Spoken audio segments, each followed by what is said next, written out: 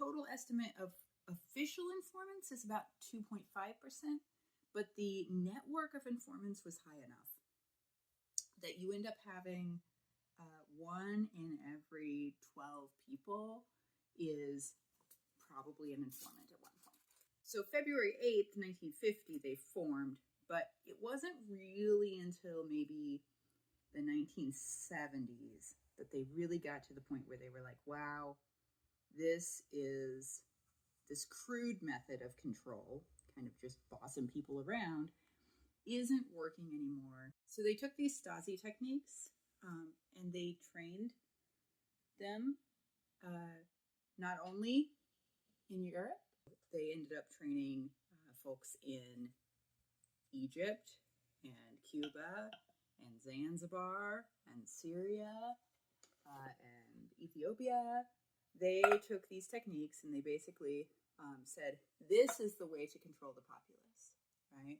This old method of like coming in and quickly grabbing people is a crude version of kind of state control.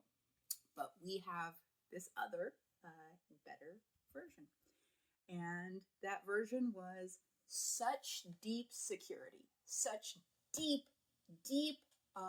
control over people's lives that they knew that they were being watched at all times. They knew that their behavior was under surveillance. And that when they started acting up, the way to isolate them was to isolate them. The way to isolate them was not to pull them aside. It was to cut into their job. It was to cut into their relationships. It was to break into their house and move things around. They set up brothels so that they could undermine and blackmail. They were supporting neo-Nazi movements and anti-Semitism. So they had remember we just took Germany and split it in half, right? We drew a line down the middle exactly like we used to do in our bedrooms when we were kids and didn't want to share with our siblings anymore. We drew a line down the middle. And that was because the Nazis, and specifically kind of an anti-Semitic fascism, had gotten out of control. But now the enemy of our enemy is our friend, coming from the Soviets again. They begin supporting financially and spurring neo-Nazi movements.